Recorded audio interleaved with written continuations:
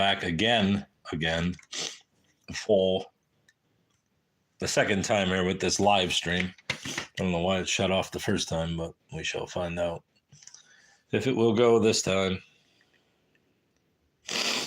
Is this the same one, bruv?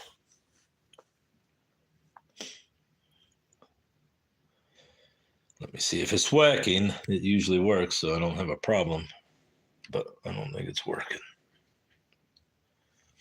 Maybe I've been shut down, bruv.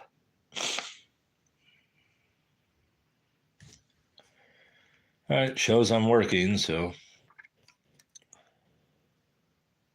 obviously this isn't a book, but a VHS tape. Let's get this set up. 245.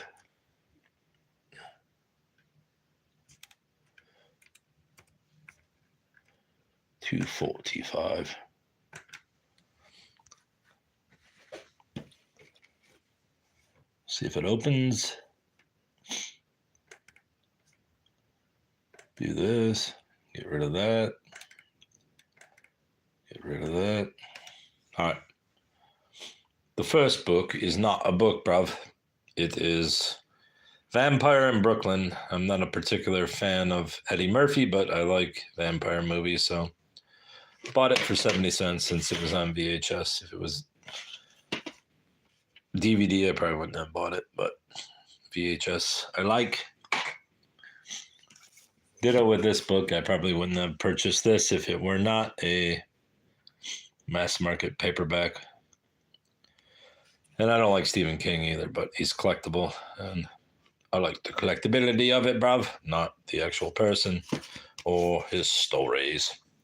70 cents, which was a bit too much for it, but for the condition it's in, relatively speaking, but in terms of actual value, it's easily worth 70 cents. So there's those two. By the way, I am in my little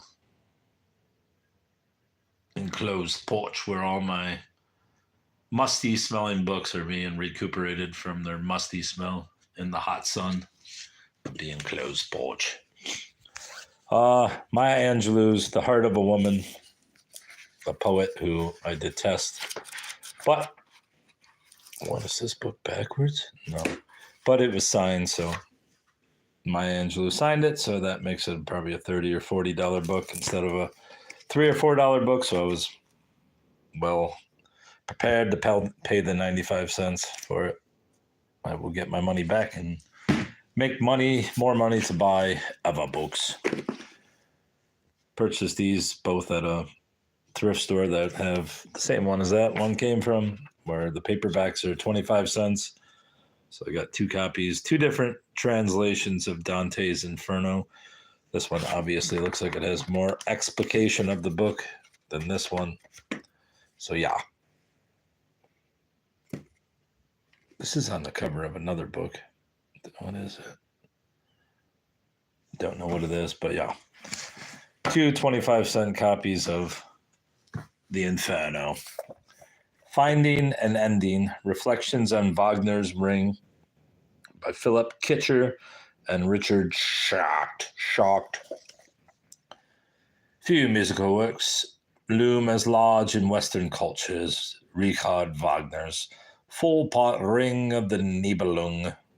In this study, two eminent philosophers, Philip Kitcher and Richard Schacht, offer an illuminating look at the greatest of Wagner's achievements. Should I tell you a better book that could save you from hellfire? Go ahead, Mohammed Tarek Aja Ali Jabara. Go ahead, bruv. Tell me what I need. This is Losing the Race, Self-Sabotage in Black America. It's written by John McWhorter, who wrote the book. What's it called? What is that book called? Something Bastard Tongue. Or something Bastard Tongue. Should say up here. Also. No, it doesn't say. Maybe this is one of his early ones then. 2000. What was the book he wrote? Our Bastard Tongue. What's it called? something bastard tongue. But anyways, this is another book by McWhorter, who is biracial, and he often goes against the common tropes of the black pseudo-intelligentsia who promulgate whatever Al Sharpton promulgates Marxism. McWhorter is a critic of that, and he's actually a good writer too. Obviously, he's a linguist, so I can't judge him on linguistic ability since I have zero.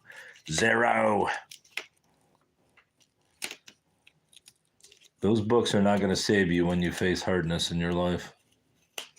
Which book, bruv? Anyway, may Allah guide, inshallah. Salam alaikum, bro. What books are going to save me? Oh, read the Holy Quran. It's my favorite because it's from the creator of the heavens and the earth. All right, bruv. Maybe I'll get around to reading it.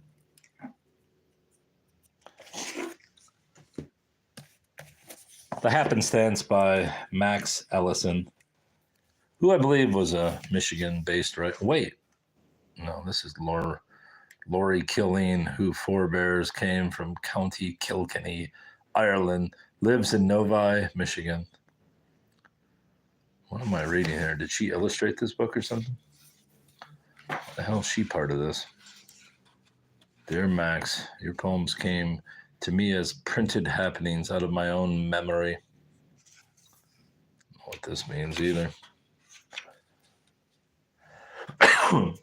To Mama from Dina and V.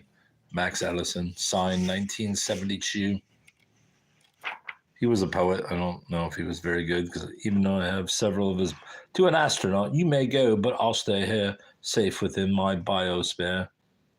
While a man of God spoke about the elusiveness of happiness, I thought about a butterfly. When he said it could not be pinned down, my mind went back to the butterfly. To me, happiness is a pinned down butterfly with broken wings. What kind of bastard is this? It was dullness that brought us to the shade, to grind away what rust and stone had done against the rasping, whispering of a blade that should be swinging out the morning sun. Letter to Judy. I found my glasses, Judy. That's great, Max. Take care, Mohammed, my brother. The Kirtland Massacre, the true and terrible story of the Mormon cult Medes. I don't think I've ever heard of this one. Authorities, acting on an anonymous tip, found the bodies of Dennis and Cheryl Avery and their 3 daughters below from left, Rebecca, Trina, and Karen, in a barn in Kirtland, Ohio. Jeffrey Don Lundgren, self-proclaimed prophet, was led shackled into the Lake County courthouse as jury selection began in his trial for the murder of the Averys. All right, well, there's another book for the true crime collection, which is burgeoning.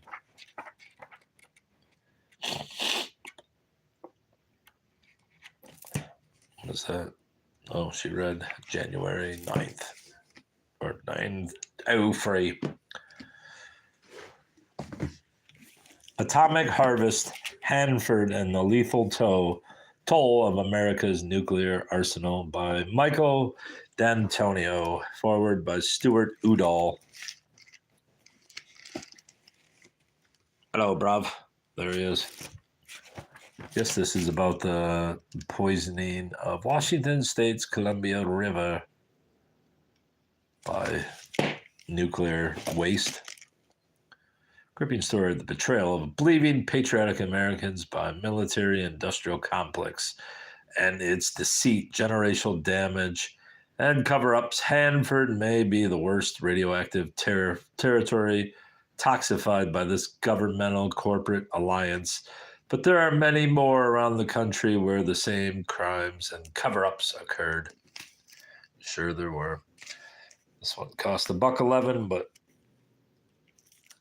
I didn't really care. I need more books on nuclear disaster. You gotta have the nuclear disaster, bruv. It's an excuse for violence. I fought it. What's an excuse for violence? The Quran? You cupped it? That's fucking talent, bruv. You should take that show on the road. Maybe at some point you can just advance and defecate into your hand, too. That'd be quite an accomplishment, bruv.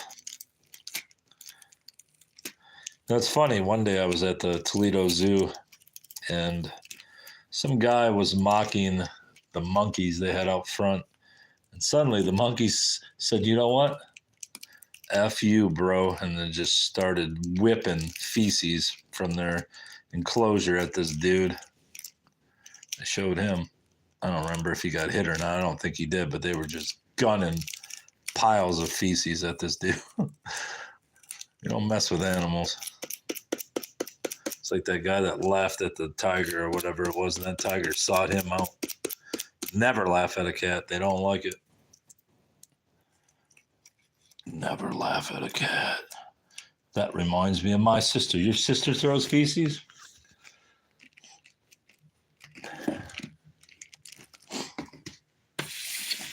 Thomas Sowell, The Vision of the Anointed. Sowell, obviously, is one of the great intellectuals of the conservative movement. Some people just like him because he's black, but the guy's fucking brilliant. If you ever watch an old video of Thomas Sowell from the 60s when he had a fro and he debated people, the guy was literally a machine full of facts. He could destroy anybody in a debate back in the 60s.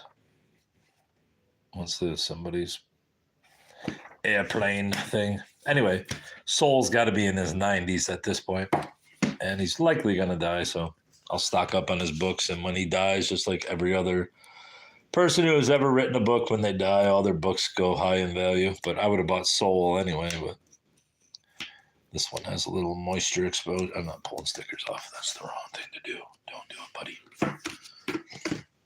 All right, we got another book. John Steinbeck, East of Eden.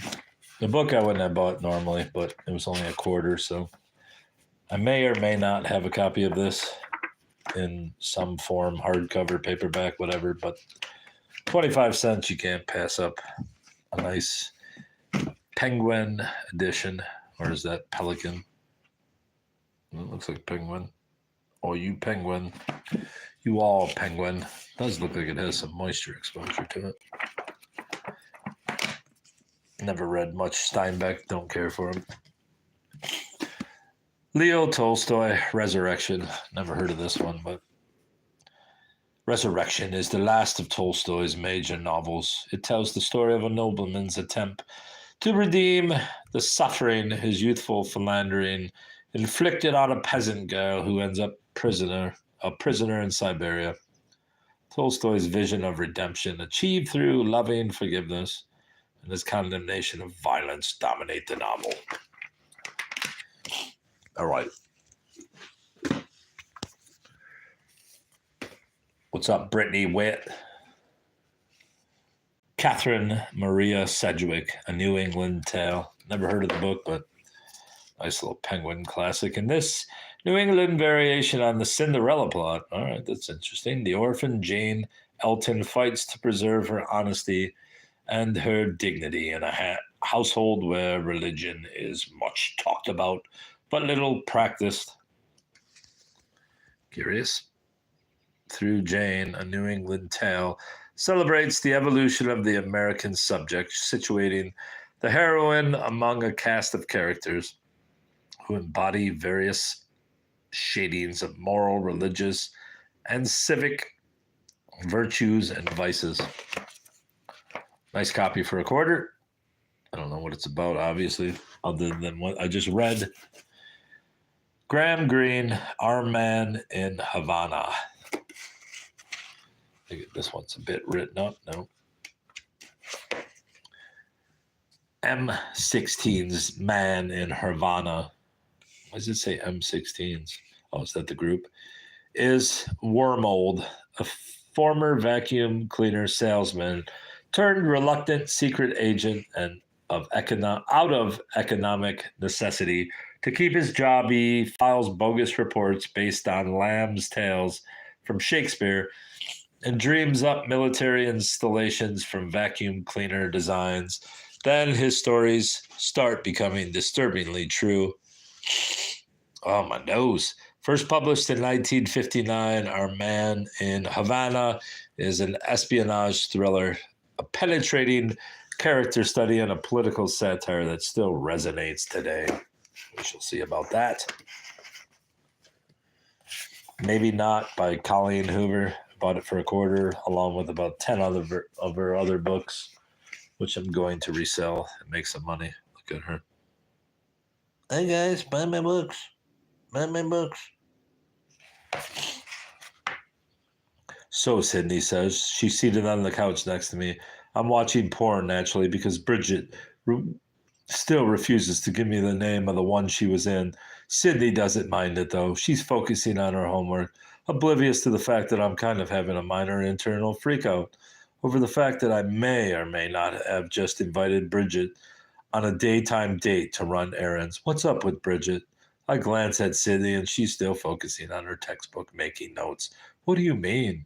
Cindy shrugs. She's just so mean. I laugh because it's true. Bridget can be awful. She can't help it. I say she's had a rough life. And this, bruvs, is what a heresy of ink and paper mashed together looks like.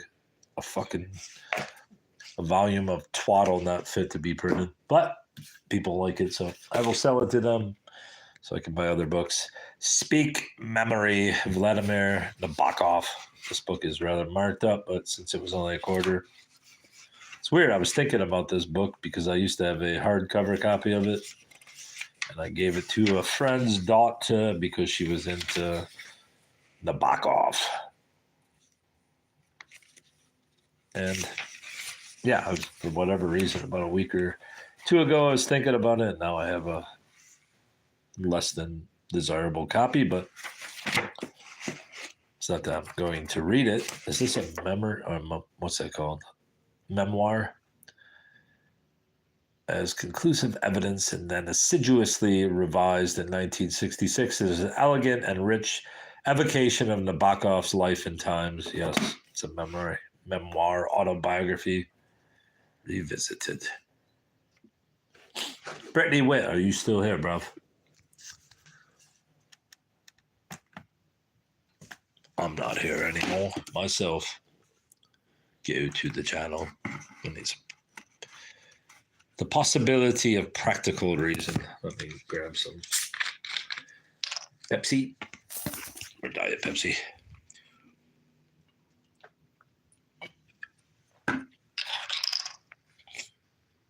Oh boy. Oh boy. The Possibility of Practical Reason by J. David Velleman. The Possibility of Practical Reason explores the foundational questions of moral psychology. How can any of our behavior qualify as acting for a reason? How can any considerations qualify as reasons for us to act?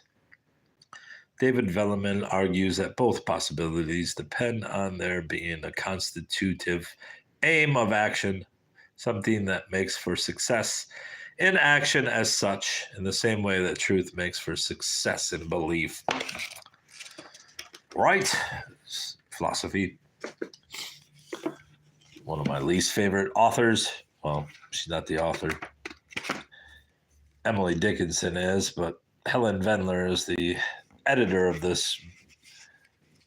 Seems like an explication of each poem of Vendler's. Vendler was a critic. I don't know if she's still alive. She probably is. She's probably 140 years old. But she goes into a explication of each poem that she's covering her. For 25 cents, I could not pass it up. Selected poems and commentaries. She's an intellectual, you know. How to read a modern painting. Lessons from the modern masters. Modern These masters are modern. Modern. Black square. I'll tell you how to interpret this. It's bullshit right there. More bullshit. Fucking child's art. That's actually got some talent to it. That looks like some cubist shit, but that pop art by that's Matisse, right? Yeah. Pop art by our already established artist who's just drawing whatever. That's not bad. That's at least not a fucking black square with squiggles. What's this? Kandinsky, whatever the hell his name was. I don't know. I will interpret this for you too, bruv. Landscape. That looks like more Matisse, perhaps. I don't know. Damn. It's this Picasso.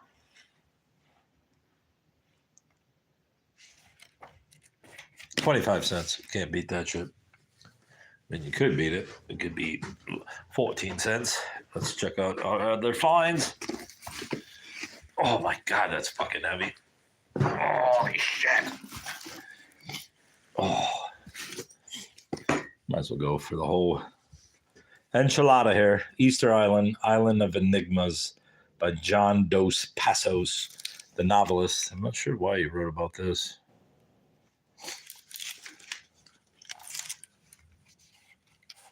But I'm glad he did. A modern island is chopping the tough of a monolith's base with basalt picks in the course of reconstruction work. I wonder why the hell John Dos Passos wrote about that. Maybe he went there or something. The Cat, Muriel Beadle, a complete authoritative compendium of information about domestic cats. Porch looks really cool with the lights going down. I love it. Too bad they tore down the old Victorian home that used to be across the street from me. Not that one, though. That one you can't really see. There's another one right there, but yeah, that looks fucking great. Love that blue.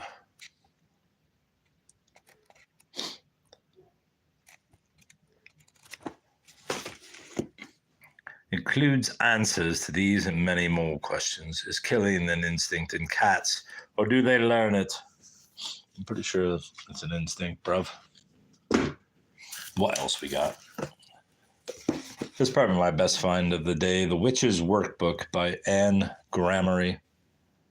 Now you can harness the immense powers of witchcraft. Use this book with care. Witchcraft for good or for evil. The early Puritans gave witchcraft a bad name, linking it with all manner of crimes and melodramatic pacts with the devil. Subsequent generations simply tried to ignore it altogether, but modern science has proved what people all over the world have known for centuries, that the supernatural is in fact perfectly natural, that occult forces can be powerful tools for good as well as evil.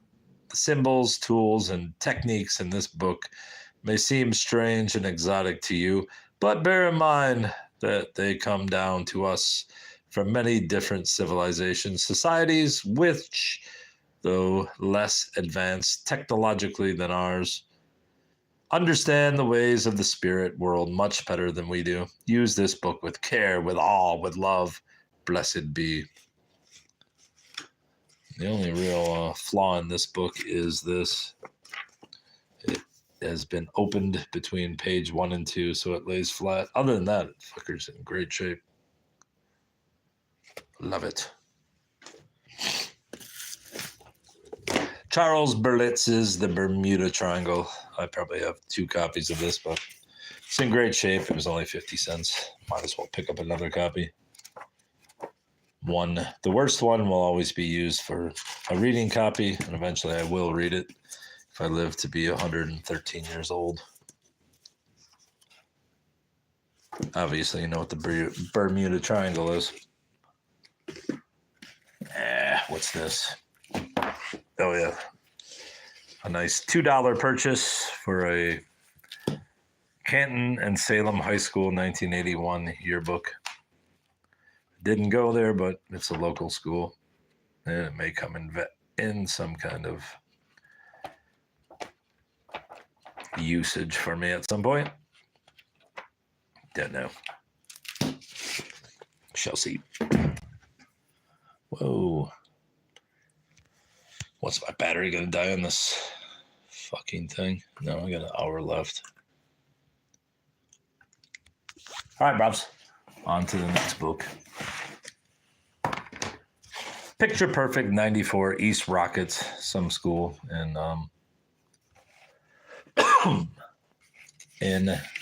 Canton, Michigan. I found one good thing. The kid's name was Newton, and don't kill anyone. What's that say? Sifan Rahim. There's another one. Stay cool, Joey. Real mature, buddy. No one's got some waterlogging, but I grabbed it. It's $2. This is Somerset Maugham. I don't think this is the original cover. So, oh, yeah, it might be. Looks like the gilding just was all worn off. $2 is more than I wanted to pay for it, but whatever. Catalina is the name of it. I don't really know much about Somerset Maugham. 1948. It's got to be worth more than $2. It's a first edition. I didn't really even look through it to see if it was in good shape. $2 for a first edition Somerset Maugham, I imagine, will always be worth the price. So I got it. That big old ring on it probably doesn't help the value. Jared Diamond, The World Until Yesterday, What We Can Learn from Traditional Societies. And I don't know if he means going back to like the Victorian era, but what I've learned is that our societies suck, and I'm thinking he means more primitive considering the photo we just saw there. Yeah, I mean, if we're going to those primitive societies, then I mean, we gotta learn fucking shit.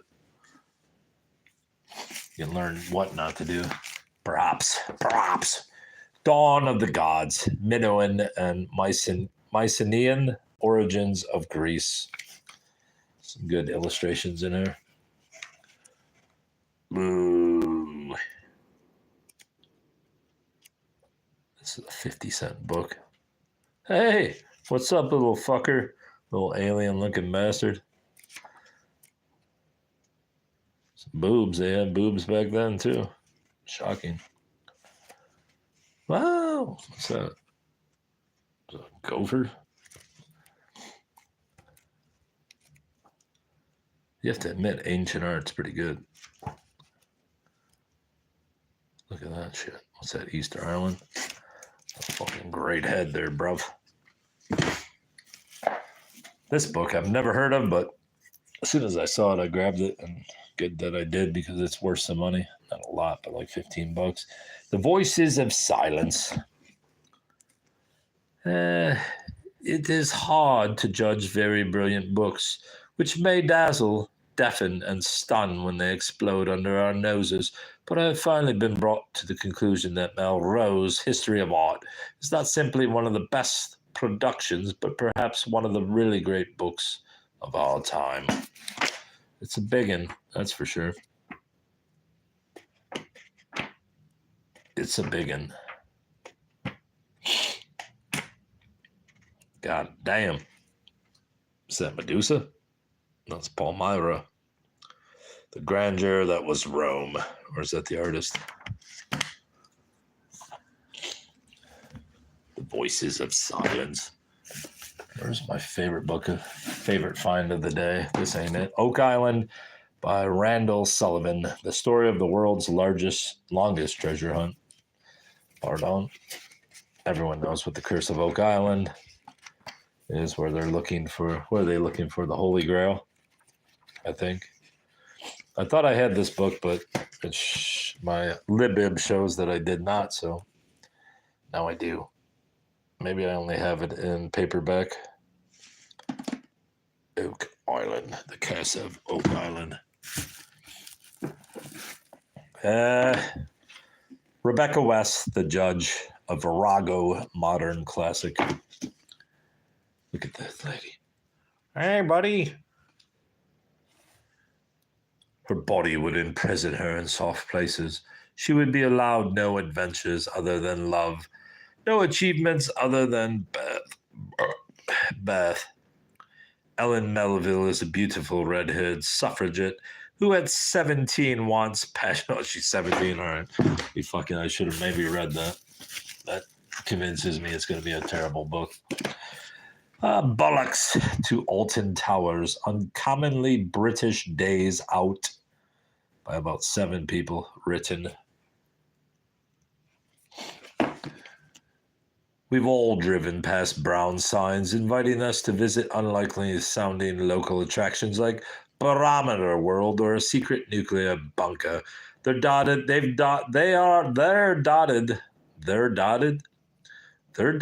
length and breadth of Britain.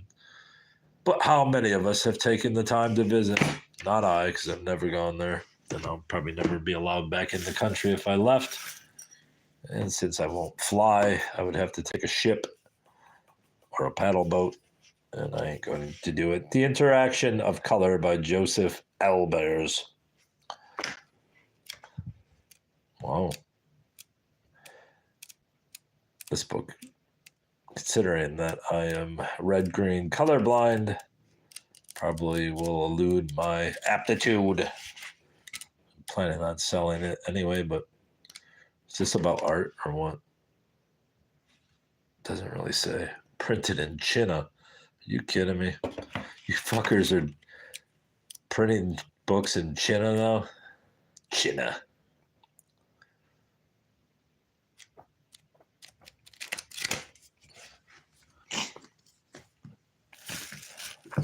Still haven't reached the one I want.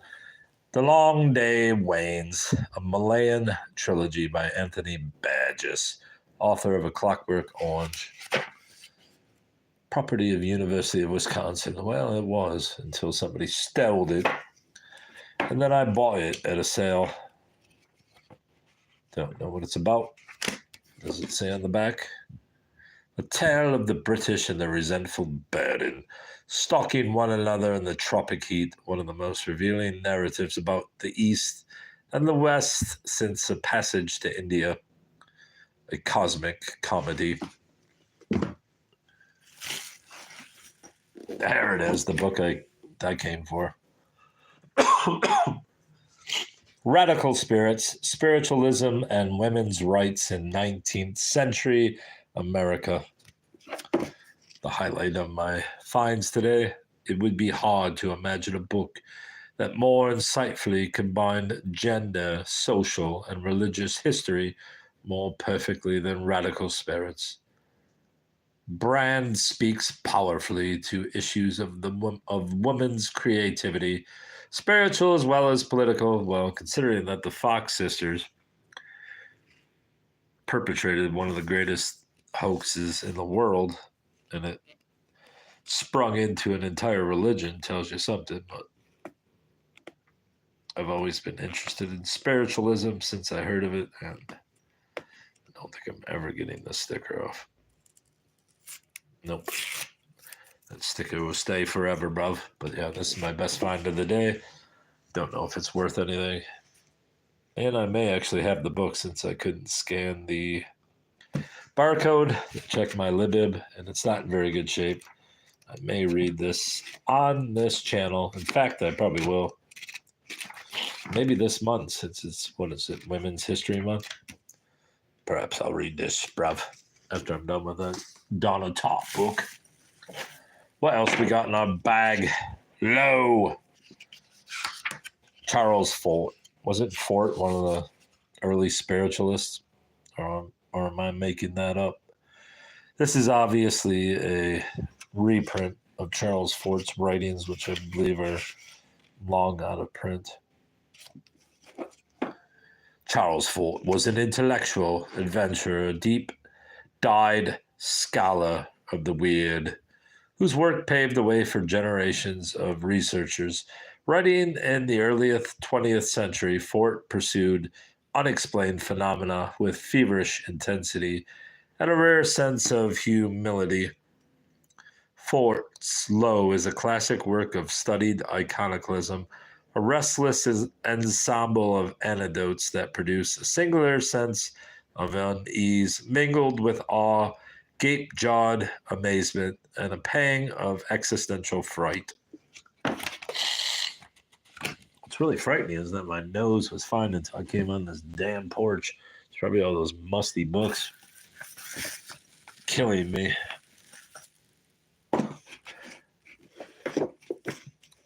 The Demonology of King James I. Let's read what the back says. The key to an essential source on 17th century witchcraft and the Scottish witch trials, written by King James I and published in 1597. The original edition of Demonology is widely regarded as one of the most interesting and controversial religious writings in history. Yet, because it is written in the language of its day, it has been notoriously difficult to understand. Now, occult scholar Donald Tyson has modernized and annotated the original text. How nice of him. Look at you, you demon fuck. These fucking drawings are great. I love them. I love them, bruv. Ghost Hunter's Guide to Haunted Ohio by Chris Woodyard, author of the Haunted Ohio series. Look at this sad. I mean, if you're going to fucking sign a book, at least practice a little. That's embarrassing. Embarrassing. I mean, that doesn't even look like it says Chris, let alone, what's his name? Woodyard. Embarrassing. It's goddamn embarrassing. Central Ohio Fire Museum. Visit Beautiful Ohio. Author of the popular Haunted Ohio series, takes you on a terrifying tour of Ohio's public haunted spots. All right, we got a few books left. This one's one of my favorites too of my large haul of books. The Imposter Phenomenon, when success makes you feel like a fake. Look at that. That's fucking brilliant. Put your face there, bruv. Do you feel like a fake? Julia, do you secretly believe that you don't really deserve success? I mean, if you have to buy this book, let's be honest, with true intent to understand that, then just slap the shit out of yourself. That at any time you could be found out for the value you're... Like I said, if you really bought this book, not for the novelty, but for the fact that you don't feel like a success, regardless of what you're doing, just slap the shit out of yourself, please. A Woman Clothed with the Sun, 8 Great Appearances of Our Lady. And I've never understood the exact who Our Lady was. I know there's Fatima. Is it about Lady Fatima? Just seems like there's different ones, but they're all called Our Lady. I could be wrong. I'm not going to read this whole thing right here, but I believe it's about Fatima, but I don't even know who Fatima is.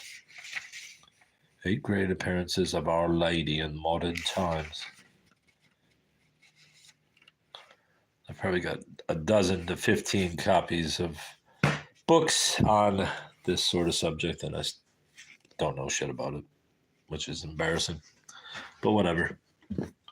All right, 3 more books, I think, and one's not even a book, it's a pamphlet. Yeah, that's all.